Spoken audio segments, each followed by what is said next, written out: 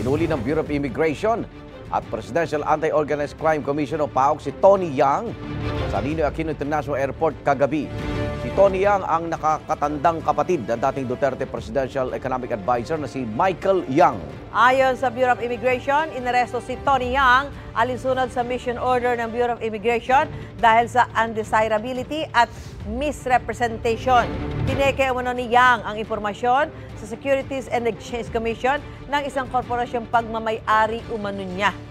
Ayon kay Laguna Representative Dan Fernandez, isa sa mga chairman ng House Quad Committee, umaasa silang maimbitahan si Yang sa pagdinig tungkol sa mga ilegal na pogo.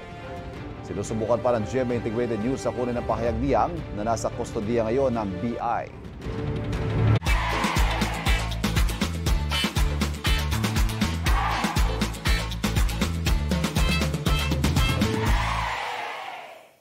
Kapuso, para laging una ka sa mga balita, bisitahin at mag-subscribe sa GMA Integrated News sa YouTube. Sa mga kapuso abroad, samahan nyo kami sa GMA Pinoy TV at sa www.gmanews.tv.